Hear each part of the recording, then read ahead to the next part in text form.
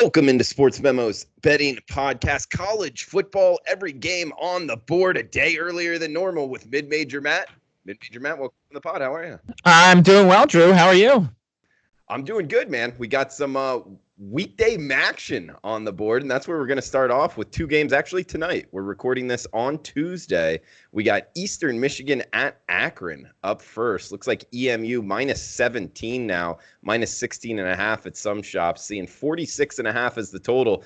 You interested in fading the Zips, MidMajor Matt? Well, everybody's fading the Zips. I mean, they have an 0-8 against the spread run as an underdog so far this year. I found a fact on Twitter that their leading rusher is Brandon Lee, who has 172 yards on the season. Well, 65 times this season, a player has rushed for 173 yards or more by themselves this season.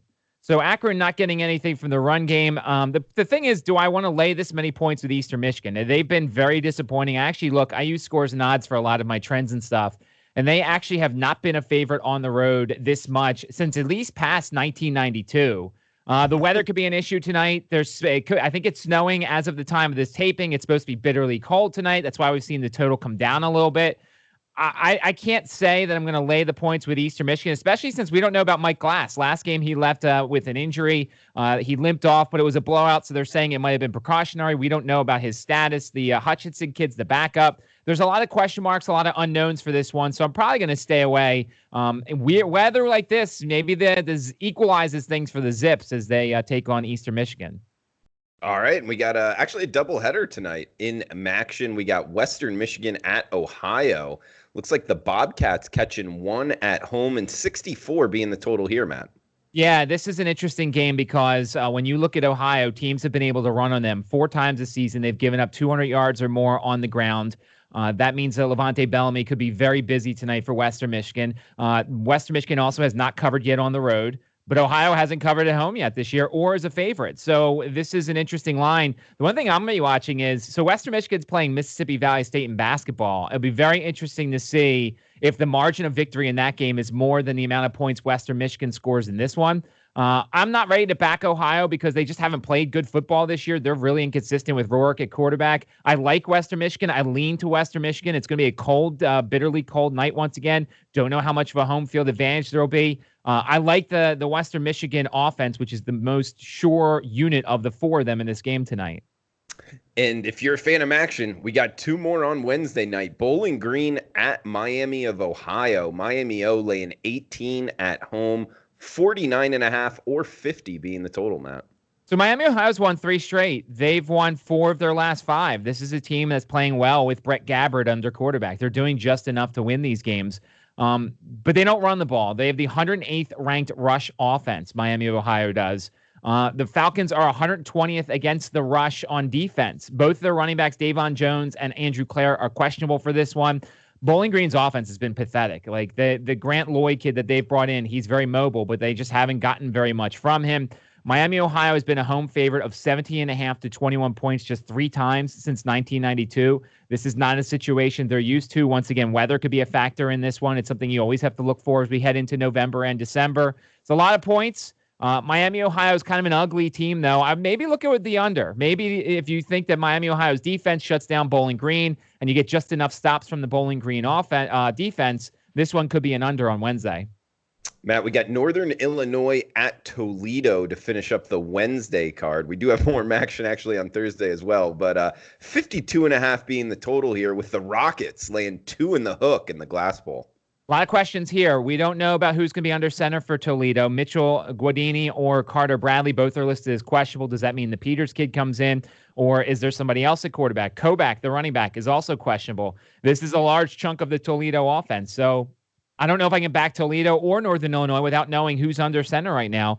NIU got embarrassed last week. If you read a lot of the press clippings, they basically took it personally last week that they played as poorly as they did. It's a proud program. They've got a lot of tradition. Ross Bowers was in concussion protocol, basically came back the day before, threw a bunch of interceptions, didn't play very well. Northern Illinois traditionally has had Toledo's number in the past. Now, granted, these are 2 different teams, and the Glass Bowl is a very tough place to play. I'm going to wait and see who's under center for Toledo, but I think there's a chance Northern Illinois is a live dog in this one. And we're going to make it 5 in a row in the MAC with Buffalo at Kent State. This one on Thursday night, we got Buffalo, the Bulls, laying 6 on the highway, 56.5 the total. Kent State sophomore wide receiver Isaiah McCoy is questionable for this one. He's the number 1 wide receiver. Joel Shaw, who's a running back for Kent State, is no longer with the team. They've allowed 200 yards or more on the ground in 3 straight and 4 of their last 5, which is bad news against Buffalo because when you look at Marks and Patterson, it's not just a law firm; it's a backfield in Buffalo. They want to run the ball. They want to keep things, keep this potent Kent State offense off the field. If you look, they've actually played pretty well. We've talked about it in the past. Woody Barrett was supposed to be the guy. It's Crum now playing quarterback. It's an interesting game to say the least. I think you could see an over here if Buffalo's scoring on the run and Kent State's going on the pass. Might be worth a look there. But as we get closer, I want to see what some of these injuries and how they happen. All right, moving out of MACtion into the ACC here. We got a 5 o'clock Pacific kick. North Carolina at Pitt. Looks like Pitt laying 4, 50.5 being the total, Matt. Well, we know every game that North Carolina plays is close. That's all they do is play these close games. And as I've said, as a guy who has the under on their ticket and basically hoping that for a push now, if you change a couple of plays, the Clemson game, the Duke game, North Carolina's record is going to be tremendously different. Important for Pitt's defense, safety DeMar Hamlin. It looks like he's going to play. He didn't play last week in Atlanta, or 2 weeks ago in Atlanta. He's the second leading tackler for the team. UNC has won the last 2 games in this series by 3 points. I kind of like UNC getting the points here in this rivalry, in this game. I'm not a big Pitt person right now. The Coastal has, if I remember correctly, the ACC football has tweeted out that there are over 1,000 combinations still in the ACC Coastal. I think that North Carolina is a live dog in this one on Thursday night, Friday night, whichever night we're in. Yeah, it was Thursday night, and we do have a Friday nighter here with a pretty interesting line. Louisiana Tech is catching points in Conference USA. That's kind of surprising to me, Matt. Not sure how you feel, but we got Louisiana Tech at Marshall. Thundering Herd laying 2 in the hook at home, 56 being the total. These are 2 of the best teams in Conference USA. Louisiana Tech has not lost since that Texas game. They've had 6 double-digit wins as well. So you're wondering, well, why are they an underdog in this one? Marshall's a tough place to play. Marshall's won 4 straight since losing 2 in a row. The defense has been playing very well. I'm guessing that they think the defense for Marshall is going to come up strong here. It's 2 good offenses against 1 good defense and a defense that has stepped up at times. I'll be interested to see where this line moves. I'm going to kind of let the market tell me a little bit what they think because I think a lot of the public's going to jump on Louisiana Tech. They see a team that wins 8 in a row and they're getting points. They're going to be like, oh, yeah, let's do that. But maybe some of the sharps will jump in on Marshall. So I'm going to kind of wait a little bit and see where some people go in this game before I make an opinion on this one. And the late nighter on Friday night lights in the Mountain West, we got Fresno State at San Diego State. Aztecs laying 1.5 in San Diego, 42.5 the total here. San Diego State's fascinating. If you look at their numbers, they're first in the Mountain West in scoring defense. They're averaging 14.4 points per game allowed. But they're 11th of 12th in scoring offense, 20.8. The Agnew kid is not the answer at quarterback. He's not very good. They rank first in total defense and last in total offense. Juwan Washington is the running back for them, but he's playing with an ankle injury, and he clearly doesn't look the same. The question is, can you trust Fresno State? They've been so inconsistent this year. You look, they lose at home to Utah State, but then they win. Before that, they won at Hawaii. They lose at home to Colorado State. They've got a win at New Mexico State. They nearly knocked off Minnesota back in week 2. Fresno State's best could probably get them a victory here and probably get them a cover, but do you want to trust them on this game and hope that they can move the ball on San Diego State? And I don't know if I can or not. Matt, let's move to the Saturday card here. We got rotation number 319, 320, West Virginia at Kansas State. Wildcats laying 14 in the Little Apple, 47.5 the total. Well, West Virginia didn't play very well last week, but they may have found their quarterback. The Doji kid came in and replaced Austin Kendall. They started moving the ball a little bit. Coach Neil Brown said that he has, quote unquote, a plan for those 2 quarterbacks. He's not going to tell us what the plan is there, but if the new kid gets a little bit more run, the transfer, then I think this offense could be more competent. And, they've got an injury list for miles. They are banged up all over the place. It's a West Virginia team that probably is just ready to end the season. Then you've got Kansas State. They're coming off the 3-point loss to Texas. The Gilbert kid and the Brown kid, both running backs, are practicing today as of this taping, but they don't know about their status yet. And Sean Ryan is practicing for West Virginia. So To me, I lean early on into Kansas State, getting some frustrations out, maybe the over here because West Virginia is just not stopping anybody on defense. I would like the over even more if I find out that Doji is starting and playing more than in Kendall. And I apologize if I butchered his name, but that's just how I can see it, is Doegege for the West Virginia Mountaineers. Matt, we got Virginia Tech versus Georgia Tech. Battle of the Techs here in Bobby Dodd. 52 being the total, with the Hokies laying 5.5 in Atlanta. Well, I was very surprised at how well Tech played on Saturday against Wake Forest. The Hokie defense has been a question mark all year, and they've started to get better. They have a lot of young talent. The Caleb Farley kid. There's Chamari Connor. There's building blocks for the future, and you could see that the Bud Foster influence on that defense. The offense is starting to get a little better as well. Hendon Hooker's starting to get more comfortable. They're expanding the playbook for him. They and UVA are the only two teams who can control their own destiny in the Coastal. The question is, can they handle this trip down to sleepy Bobby Dodd Stadium in Atlanta? Georgia Tech has a sneaky good pass secondary, top 20 in the league entering the Virginia game. They came close. They covered against a potentially unfocused Virginia last Saturday. Georgia Tech's problem is that they have allowed a lot of sacks. Entering Saturday, they had given up a sack every 8.1 pass attempts.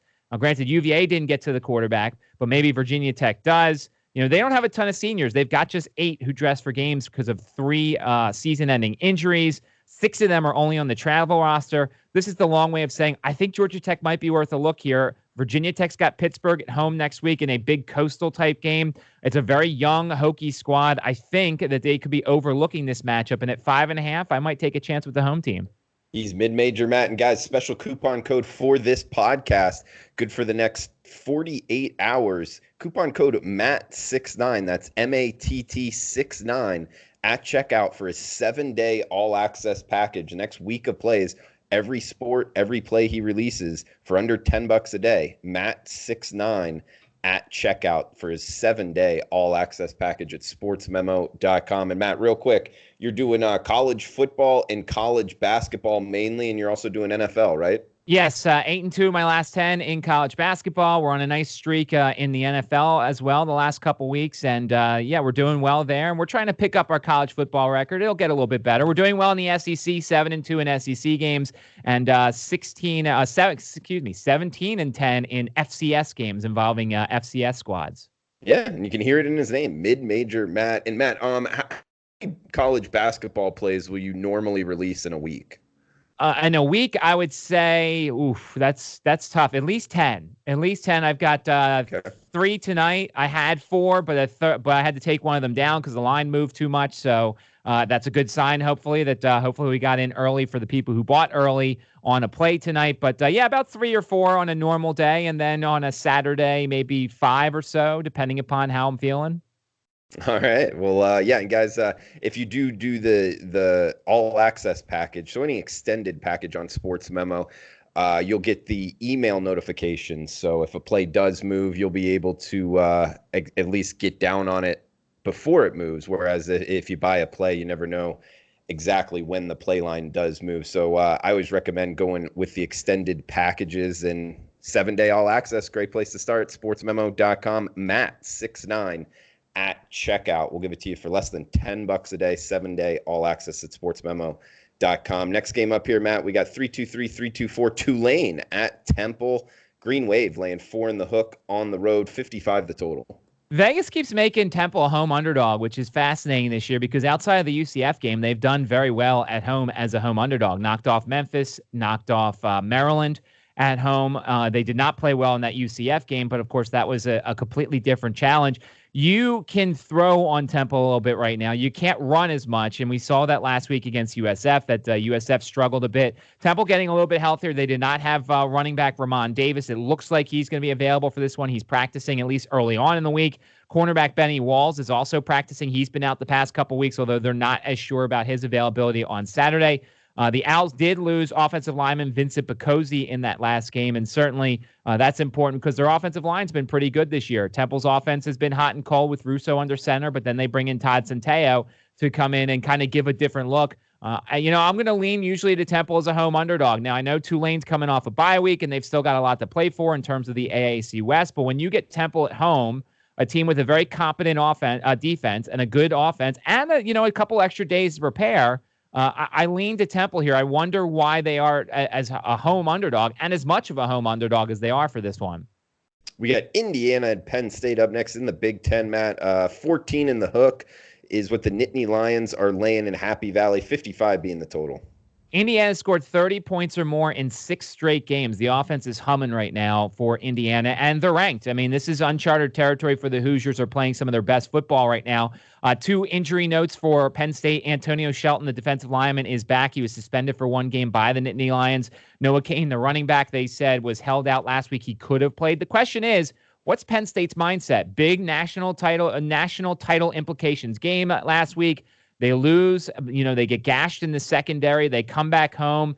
Are they hungover or are they pissed off? And we don't know that. And I think there's a chance that Indiana's worth a look, especially above 2 touchdowns. They've got an offense that's clicking right now with Ramsey under center.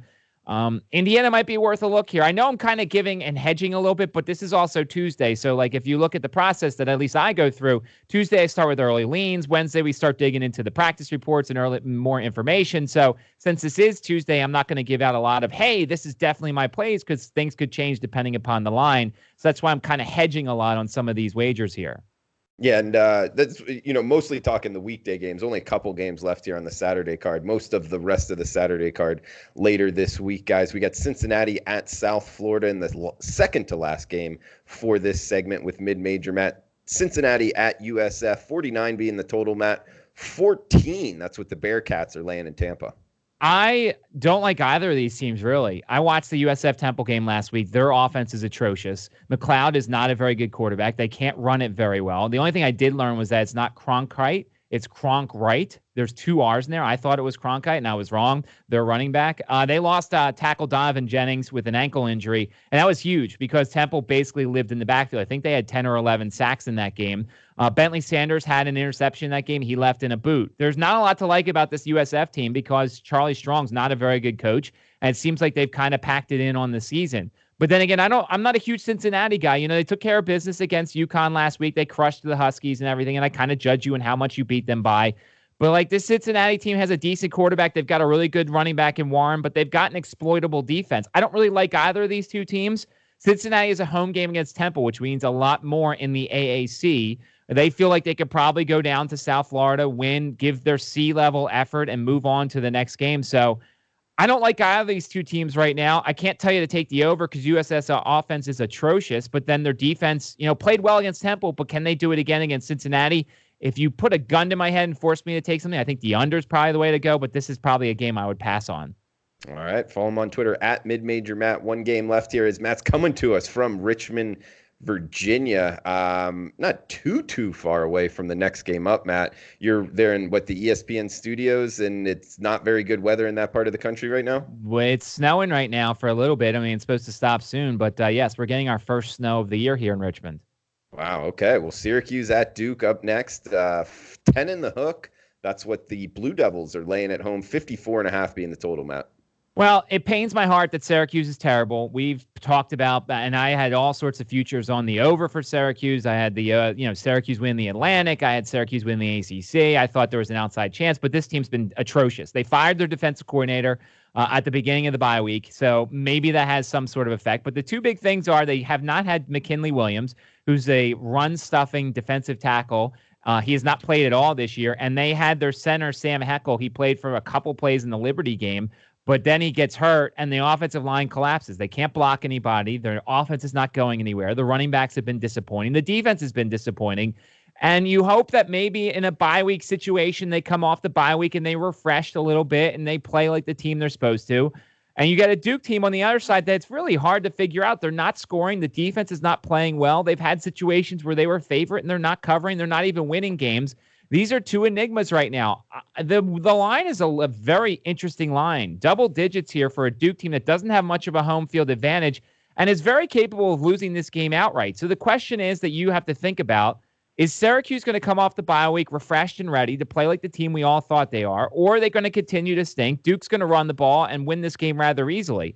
I'm slightly jaded because as a Syracuse alum, I hope they come off this thing and win this game outright and make that last push for a bowl. I don't know if they will, though. So, therefore, I'll make a case for Syracuse thinking that they're the more talented team, but they have not shown it the past couple weeks. hopefully the bye week wakes them up a little bit.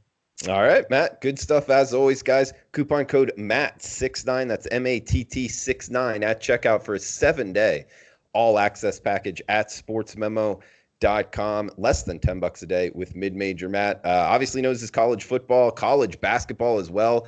You will get that. And Matt, anything else you wanted to throw out before we shut this section down? Certainly, if you follow me on Twitter or you want to ask me questions about these games as the days get closer to Saturday, I'll certainly ask. But and I apologize for so many leans, but this is just the way it is on a Tuesday. I don't have too many things that I'm locking in, especially in this set of games right here. All right, Matt. Thanks for the time, man. Best of luck with your bets. Guys out there, we will be back tomorrow with Joe Ranieri breaking down the next section of games on the College Football Every Game on the Board podcast. Best of luck with your bets.